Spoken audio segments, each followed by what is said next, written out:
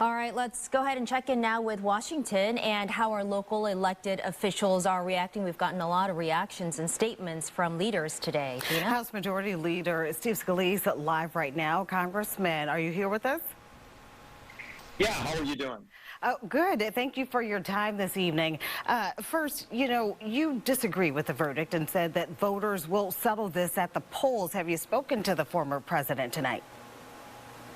I haven't spoken with him today. Obviously, he's been tied up for the last few weeks with this. But what is most alarming, and look, I just watched Alan Dershowitz, who's not a Republican by any stretch, but a legal scholar respected by most people in the country, saying how bad this is for America's justice system. Because, when you go through the fact that this was something the statute of limitations had run out a long time ago, the federal government actually looked into this when they were initially, charges were filed or complaints made, and they said there's no crime here. This was years ago, and then the statute of limitations ran out.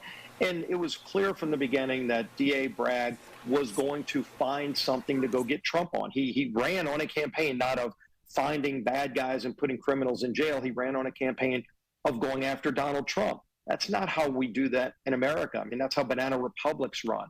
And I think that's what's most upsetting, is that this was the true definition of the weaponization of government against political opponents, not to seek justice, but to go after a person. And, look, this is the same DA who's letting criminals, hardened criminals, who are beating up cops or walking out of jail the next day, and then they go after Trump this way. I think most people that looked at it objectively knew this was all about politics, and that's not why we have a court system. It's why we have elections.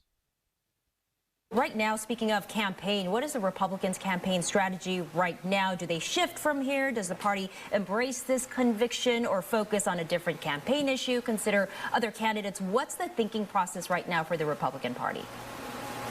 Well, look, I mean, there's still a debate coming up in just a few weeks between President Trump and President Biden. I mean, I think it might be even more watched now than ever because of what you saw today. But, for weeks now, the American public has been watching this trial, and yet every poll week after week has shown President Trump doing better. And I think you look at the demographic groups that Trump keeps growing with, not just Republicans, but with African-American men, with Hispanics. A lot of people didn't like the fact that they were targeting him using and abusing the court system. It wasn't just in New York, but it was all of these big, deep blue cities. Atlanta was doing the same thing with Fannie Willis.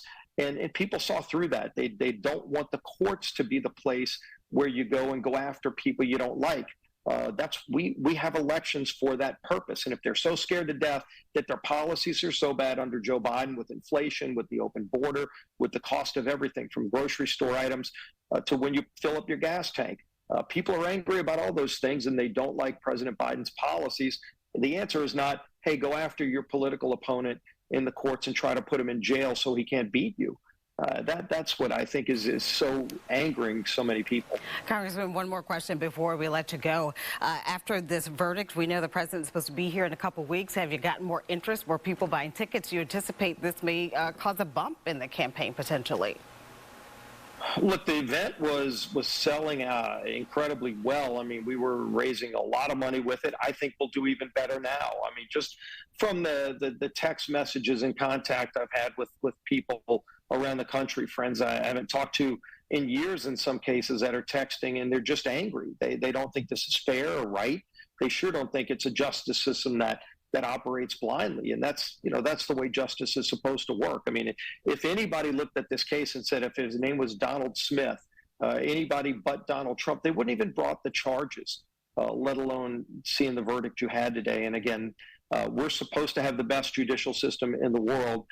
Today, I think it took a lot of steps backward. And this isn't going to be the end of it. Look, I mean, it's going to go to appeal very quickly. And a lot of legal experts have already said there's an incredibly strong case for appeal.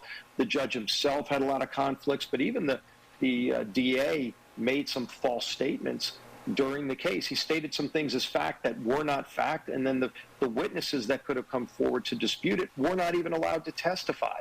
Again, that's not how you run a fair trial. The judge was very biased in closing those things out, putting a gag order on Trump. I think all that stuff is going to only anger people more. Yeah. I think the event's going to be very successful that we have for President Trump here in New Orleans. Yeah, unprecedented moment, historic indeed. Congressman, thank you so much for your time today. We really appreciate you. And you know, this moment triggers a